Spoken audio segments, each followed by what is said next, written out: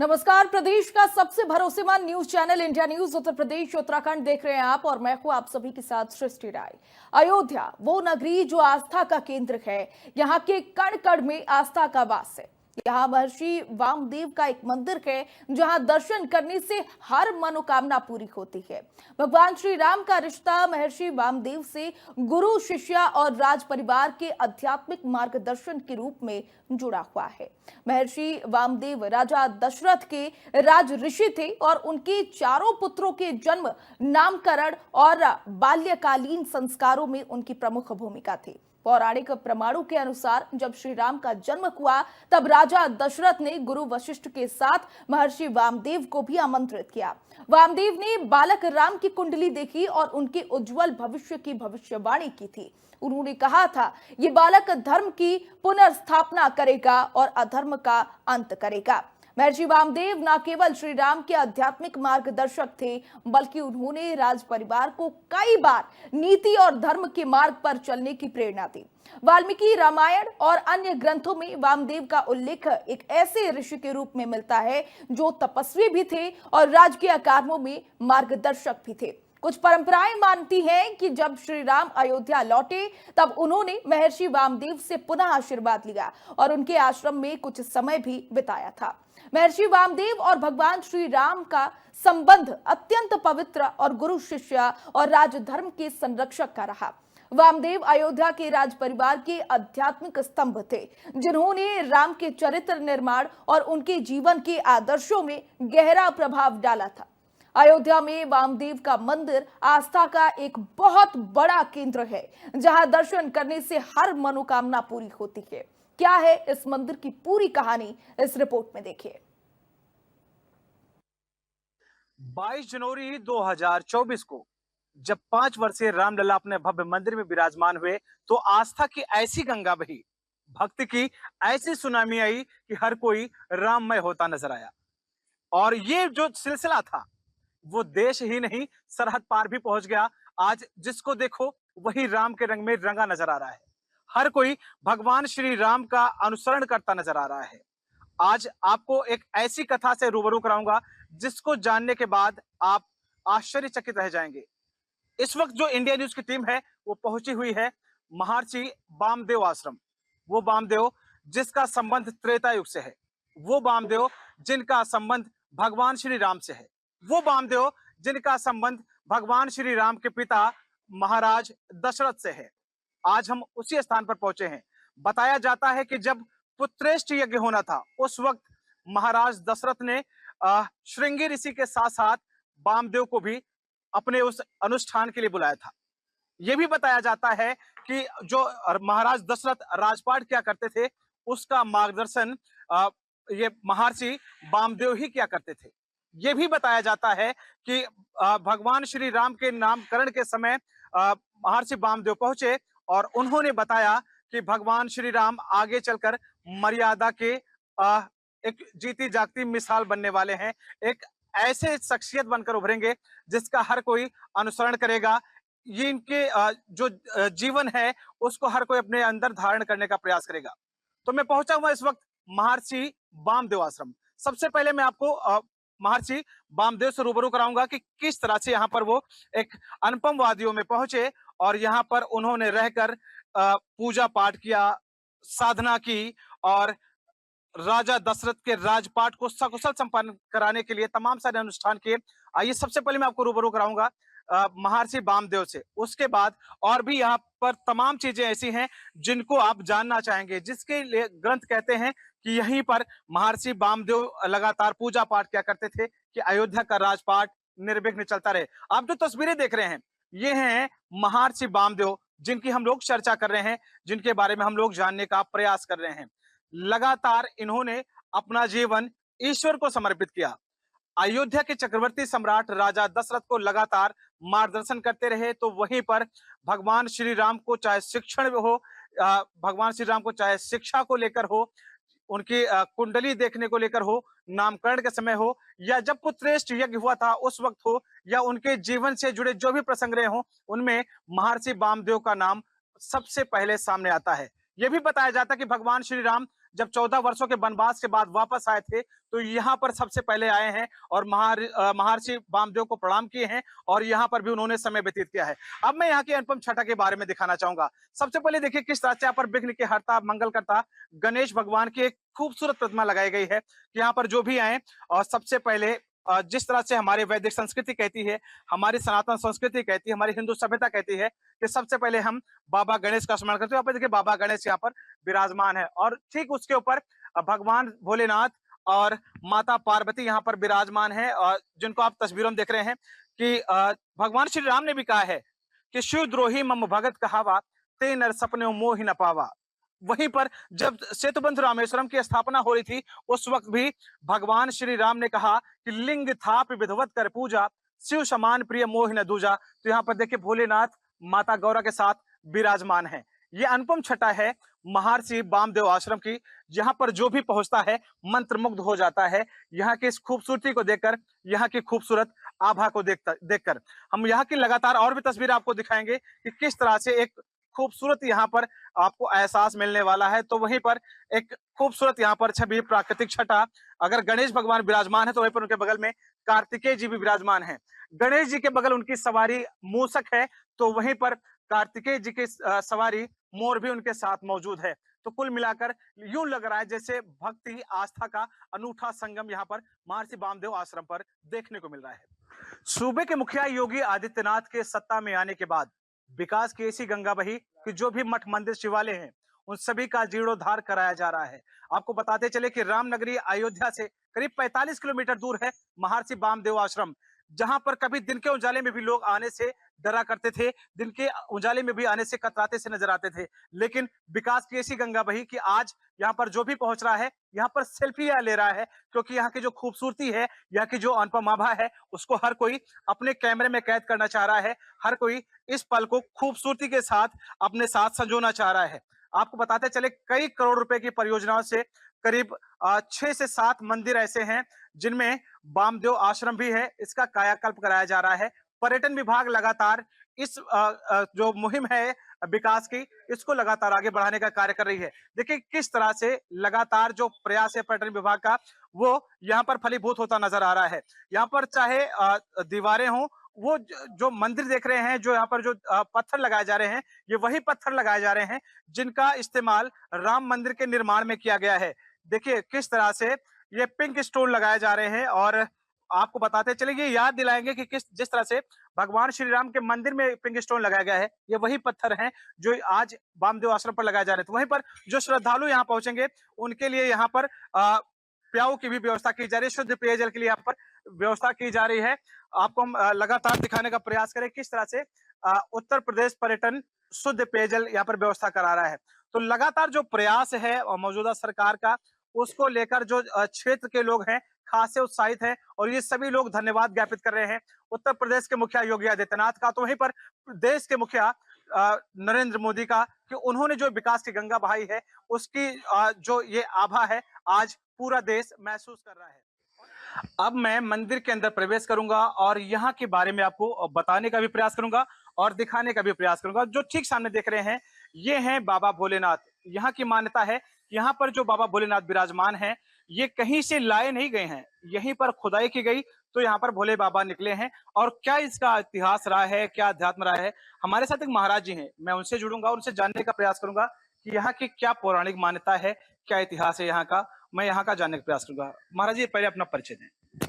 हम यहीं के मंदिर के पुजारी हैं और यहाँ समझ लीजिए महंत, और मेरा नाम राजू दास है और मैं करीबन 2002 से यहाँ पूजा पाठ करता हूँ। तो उसके बाद ये स्वयं शिवलिंग निकली है, ये अर्घा का नीचे कितना भाग पर नीचे है इसका कोई नहीं जानता है। अच्छा। और सिद्ध स्थान है, बाबा वामदेव की कुटी है। यहाँ से पहले चिराग जलता था, जन्मभूमि अयोध्या तक दिखाई देता था। और ये पश्चिम में बाबा वामदेव है, पूर्व में सिंगी ऋषि हैं। ऐसे राजा दशरथ के चारों तरफ ऋषि मुनि तपस्या करते थे कि हमारे राजा के ऊपर कोई आंच ना आने पाए, तो उसमें बाबा वामदेव हैं।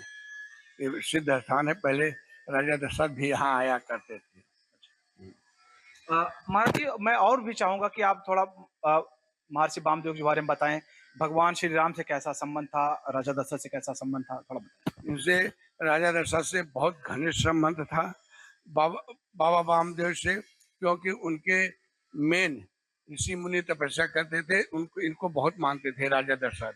और उसके बाद भगवान राम की तो कोई कहानी नहीं कही जा सकती थी, इनसे उनका कितना प्रेम और ताल्लुक रहा था। रामायण भी में भी है बाबा वामदेव। तो मैं सबसे पहले दिखाना चाहूंगा जो हमारे सहयोगी पर्सन उनसे कहेंगे दिखाएं कि किस तरह से यहाँ पर बाबा भोलेनाथ विराजमान हैं। और यहाँ की जो मान्यता है कि जितने भोले बाबा ऊपर नजर आ रहे हैं उससे कहीं ज्यादा जमीन के अंदर है। लगातार लोगों ने यहाँ पर प्रयास किया कि कितनी गहराई होगी, लेकिन वो अभी तक इसका आकलन नहीं लगा पाए कि कितने गहरे तक ये बाबा विराजमान हैं। लगातार जो चाहे अयोध्या के हों, आसपास जनपद के हों, प्रदेश के हों या देश के हों, जो भी श्रद्धालु पहुंचते हैं बड़ी निष्ठा के साथ यहाँ पर बाबा का दर्शन पूजन करते हैं। और लोगों की ये भी मान्यता है कि जिस मनसा के साथ वो यहाँ पहुंचते हैं, भोले बाबा उनकी सभी मान्यताओं को पूरा करते हैं। एक साल के अंदर बाबा भोलेनाथ तुरंत उनकी मनोकामना पूर्ण करते हैं। बाबा वामदेव का ऐसा सिद्ध स्थान है। अच्छा, हाँ, मैं और भी तस्वीरें दिखाने का प्रयास करूं। महाराज जी मेरे साथ आइए, क्योंकि बताया जाता है कि यहाँ पर जब खुदाई हो रही थी उस वक्त कुछ अवशेष भी मिले थे जिनको आज भी संजो कर रखा गया है। मैं उसके भी दर्शन कराऊंगा। और यहाँ पर वो भी जगह मौजूद है जहां पर भगवान श्री राम को महर्षि वामदेव शिक्षा दिया करते थे, वो भी जगह यहाँ पर मौजूद है। मैं वो सभी चीजें जो हमारे दर्शक हैं इंडिया न्यूज के, मैं उनको सिलसिलेवार तक दिखाना चाहूंगा।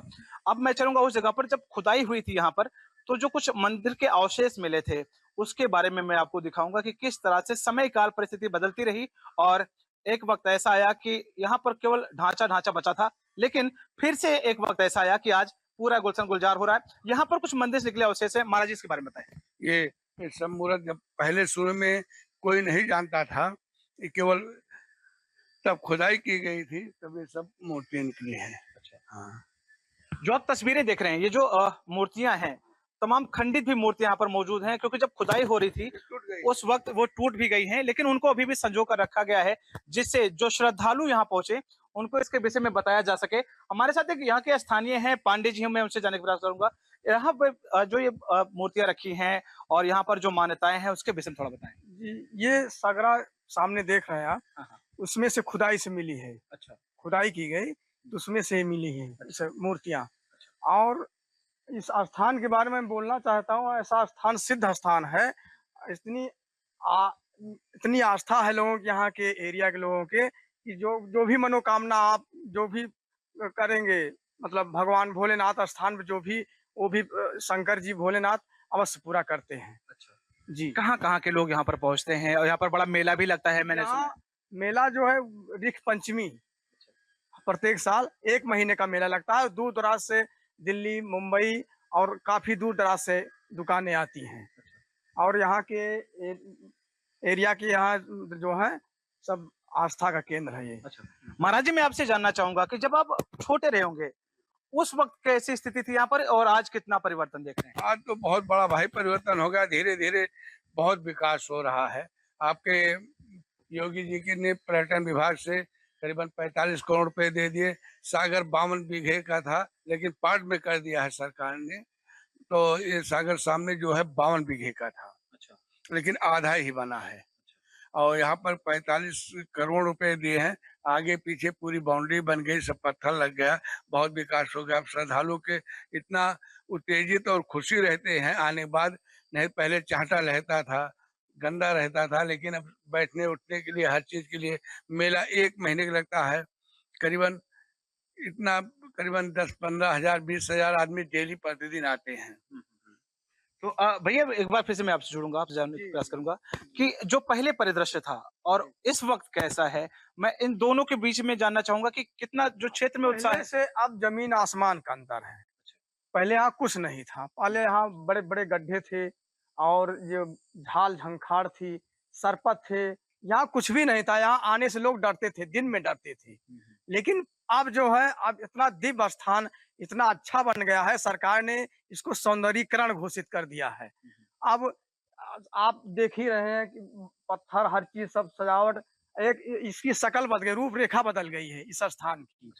जी। मैं आगे चलूंगा और वो पेड़ भी दिखाना चाहूंगा जिसका संबंध त्रेता युग से है, जहां पर भगवान श्री राम को महर्षि वामदेव बैठकर यहाँ पर पढ़ाया करते थे, उनको शिक्षा दिया करते थे। मैं उस पेड़ तक भी पहुंचने का प्रयास करूं, क्योंकि अभी मुझे जो यहाँ के महाराज जी हैं, उन्होंने बताया कि यहाँ पर एक ऐसा वृक्ष है जिसका संबंध त्रेता युग से है और यहीं पर बैठकर भगवान श्री राम को वो शिक्षा दिया करते थे, पढ़ाया करते थे और तमाम सारे ज्ञान यहाँ पर उनको दिया करते थे। जो सामने पेड़ देख रहे हैं, ये वही वृक्ष है, पीपल का वृक्ष वृक्ष है और यहीं पर बैठकर जो महर्षि वामदेव है, वो भगवान श्री राम को शिक्षा दिया करते थे। महाराज जी मेरे पास में आए। अब इस वृक्ष के बारे में आपसे जानना चाहूंगा कि क्या महात्मा है इसका, क्योंकि बताया जाता है त्रेता युग से संबंधित इस वृक्ष का। ये वृक्ष जो है त्रेता युग से है। पीपल का पेड़ जो है त्रेता युग से है। पहले यहाँ पर लोग आकर के बैठ करके भगवान का याद करते थे। भगवान बाबा वामदेव भगवान राम को शिक्षा भी दिए थे यहाँ। अच्छा, हाँ, तो आप तस्वीरें देखिए, एक जीवन तस्वीर है ये त्रेता युग की। ये जो वृक्ष है लगभग कितना पुराना, लगभग जब त्रेता युग से, तो जाहिर सी बात है कि बहुत का आंकड़ा नहीं है, कई साल का होगा ये वृक्ष। अच्छा महाराज जी, जैसे जो लोग पहुंचते हैं, मंदिर दर्शन करते हैं, और उनको कैसे इस बारे में जानकारी हो कि यहीं पर भगवान श्री राम को शिक्षा ग्रहण किया करते थे, कौन इसकी जानकारी? नहीं, जैसे अभी आप लोग आते हैं तो खुद दर्शन कर लेते हैं। ऐसी इनकी कृपा है हाँ। कि जो बाबा भोलेनाथ का दर्शन करेंगे, जल चढ़ाएंगे, तो उसके बाद यहाँ पर जरूर दर्शन करेंगे। हाँ, तो ये तस्वीरें हैं जो कहीं न कहीं बयां करती है कि किस तरह से पौराणिक इतिहास है इस जगह का। मैं और भी जगह चलूंगा और यहाँ की जो पौराणिकता है उसको दिखाने का प्रयास करूंगा, क्योंकि बहुत ही दिव्य स्थान है, क्योंकि त्रेता युग से जुड़ा हुआ यहाँ का रहस्य है, यहाँ का अध्यात्म है। तो हम अक्सर रामायण में पढ़ते चले आए हैं।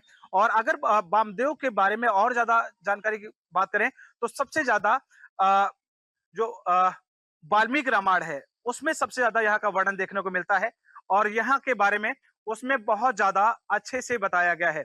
ऋग्वेद में भी वर्णन वर्णन बताया जाता है, क्योंकि महाराज जी ने बताया कि यहाँ का जो महात्मा है, यहाँ का अध्यात्म है, ऋग्वेद में भी इसका वर्णन है।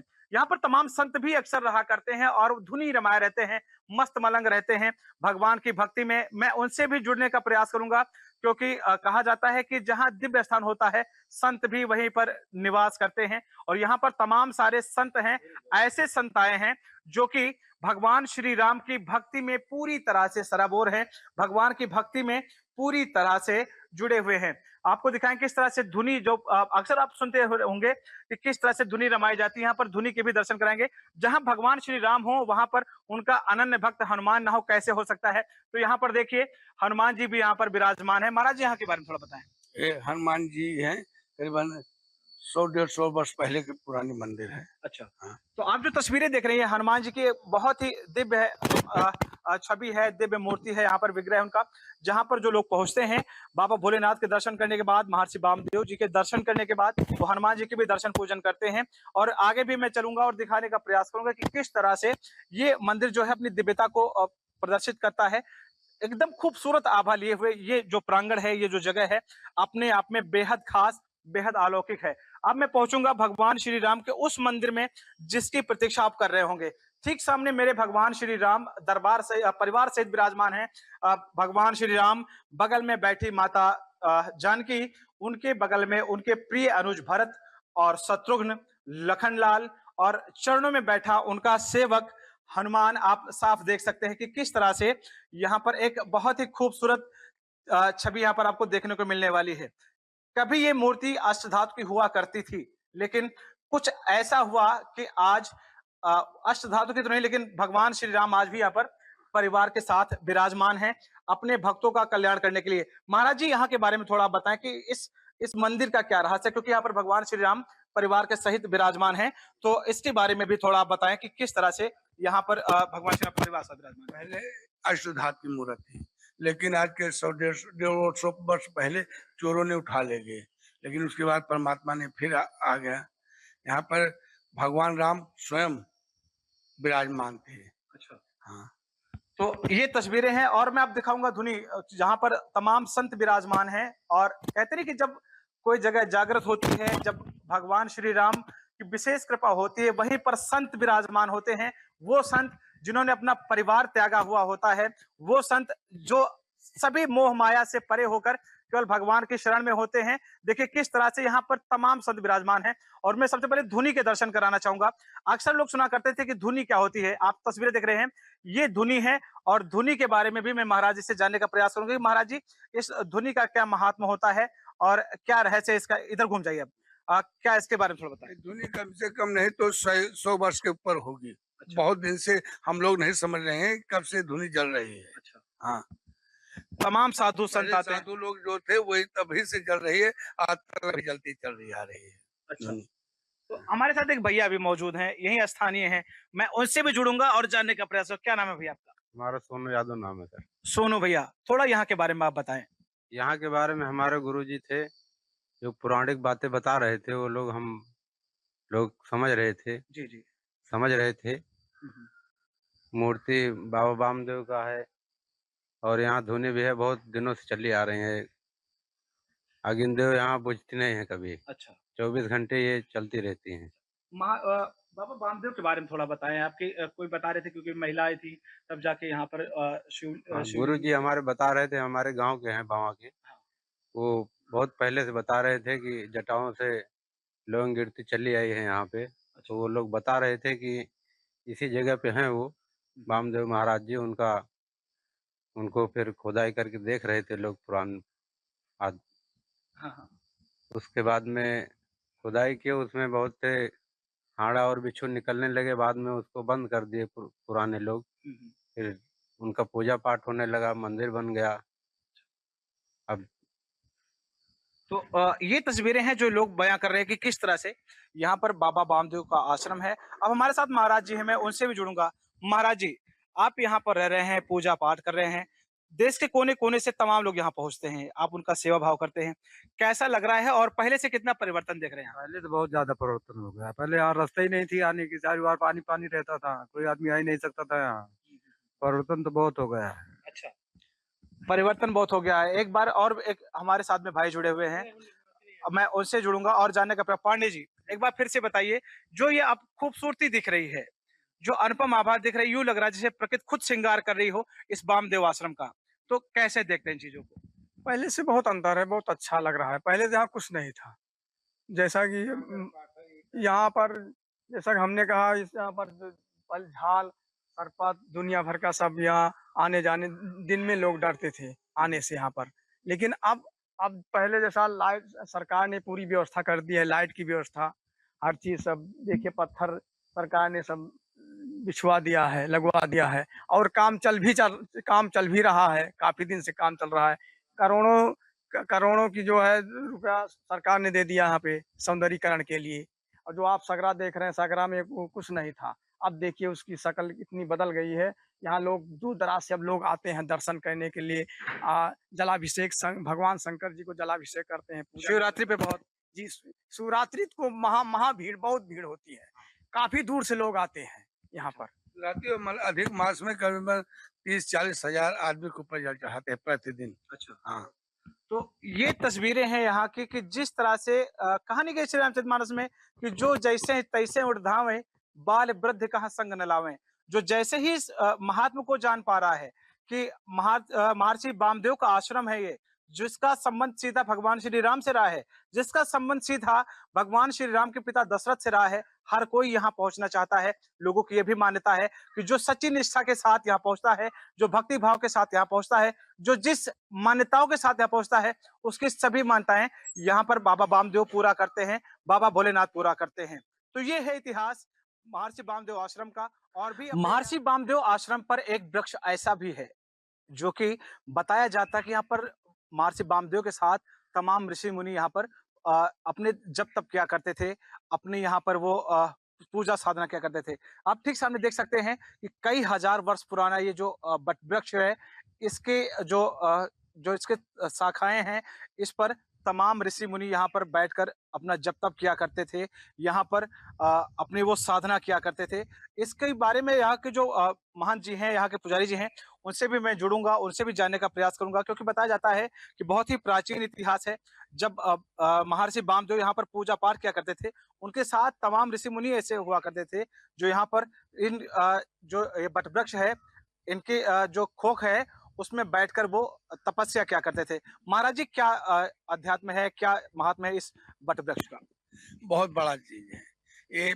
पहले ऋषि मुनि लोग तपस्या करते थे बाबा वामदेव के साथ में, जो उनके चेला लोग थे यहाँ पर तपस्या करते थे। कहानी के 1000 वर्षों इसका पता नहीं है। हमारे बाबा लोगों आजा परपाजा लोग बताते थे कि यहाँ पहले सब तपस्या करते थे। करीबन 1 बीघे की चौड़ाई में इसका पेड़ है, जगह जगह शाखाएं निकली हैं। बहुत पुराना वट वृक्ष है। एक बात अब ये भी जानना चाहूंगा कि जैसे आपने बताया कि कई हजार वर्ष पुराना यहाँ का इतिहास है। यहाँ पर तमाम ऋषि मुनि यहाँ पर तपस्या किया करते थे। महर्षि वामदेव जी से अनूठा संबंध था। जो यहाँ पर श्रद्धालु पहुँचते हैं, जो भगवान श्री राम को जानने के बाद यहाँ पहुँचते हैं, जो महर्षि वामदेव को जानने के बाद यहाँ पहुँचते हैं, उनको इसके विषय में कैसे पता चले? नहीं, लोग आते हैं जब दर्शन करते हैं, बाबा भोलेनाथ पे जल अभिषेक करते हैं, तो ऑटोमेटिक ऐसी इनकी माया है कि लोगों को जाहिर हो जाता है, जो पढ़े लिखे हैं, कि भाई वट वृक्ष जो है बहुत पुराना है, चलो दर्शन कर लें। तो लोग आते हैं, दर्शन भी करते हैं। स्थानीय लोगों की क्या मान्यता है कि स्थानीय लोग कितना भाव रखते हैं और कैसे यहाँ पहुँचते हैं, तो उनकी जो मनौती है कैसे पूरी होती है? मनौती तो बहुत जल्दी पूर्ण कर देते हैं बाबा भोलेनाथ। ऐसी इनका चमत्कार है कि हर इंसान जो आया है वापस नहीं गया है, जरूर को खुश करके ही भेजे हैं बाबा भोलेनाथ। हमारे साथ एक भैया और भी हैं, मैं उनसे फिर से एक बार जुड़ने का प्रयास करूंगा और उनसे जानने का प्रयास, क्योंकि वो यही के स्थानीय निवासी हैं। भैया, क्या नाम बताया था आपने? प्रभाकर पांडे। प्रभाकर जी, ये वट वृक्ष बताया जाता है, यहाँ पर महर्षि वामदेव के साथ तमाम ऋषि मुनि पूजा पाठ किया करते थे। आप इसके बारे में थोड़ा बताएं। जी, हम लोग भी बचपना में जो है यहाँ पर, जैसे आप देख रहे हैं सब, ये जो विकास है जो दिखाई दे रहा है, यहाँ कुछ नहीं था जो है। और ये जो वृक्ष बहुत हजारों वर्ष पुराना वृक्ष है भैया। ये हजारों आज का वृक्ष नहीं है, बहुत हजारों साल पहले का वृक्ष है ये। मान्यता क्या है? जैसे यहाँ पर बताया जाता है कि 1 महीने तक मेला लगता है, देश से ही नहीं विदेशों से भी लोग यहाँ पहुँचते हैं। क्या इसका थोड़ा, इसके बारे में थोड़ा बताएं।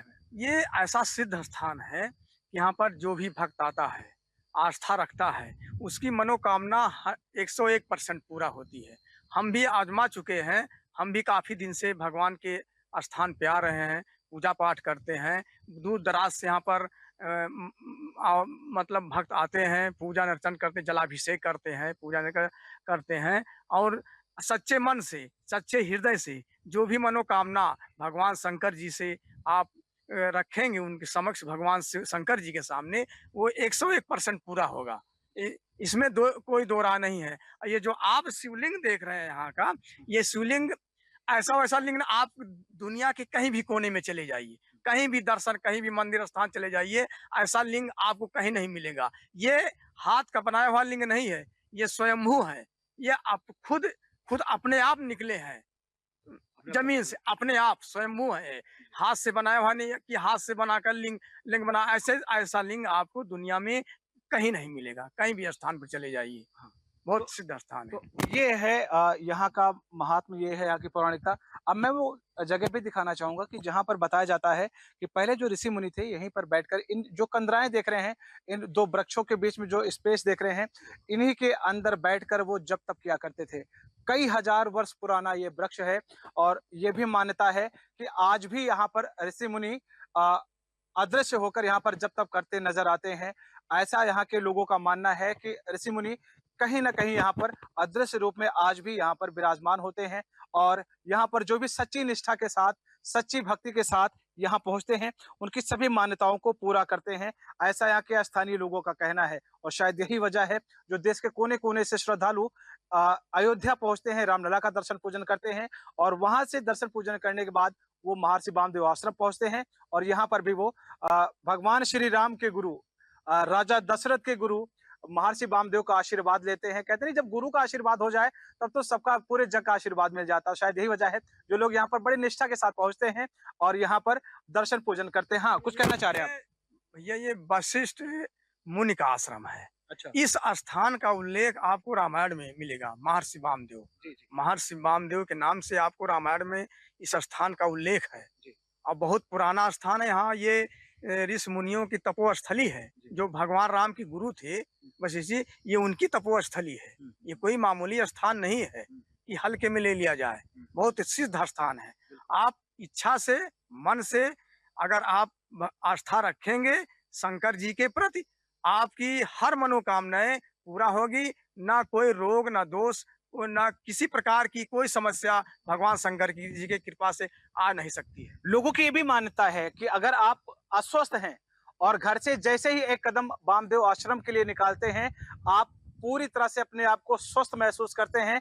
ऐसा लोगों का मानना है कि आप पता चला कि आप चारपाई पर पड़े हैं, उठने में असमर्थ हैं, लेकिन जब वामदेव बाबा के आश्रम की बात आती है कि वहां निकलना है, तो उनमें चेतना आती है और यहाँ पहुंचकर वो दर्शन पूजन करते हैं और उनको स्वास्थ्य लाभ प्राप्त होता है। तो तमाम ऐसी कथाएं हैं यहाँ की, तमाम ऐसी कहानियां हैं यहाँ की, जो कि ग्रंथ बयां कर रहे हैं।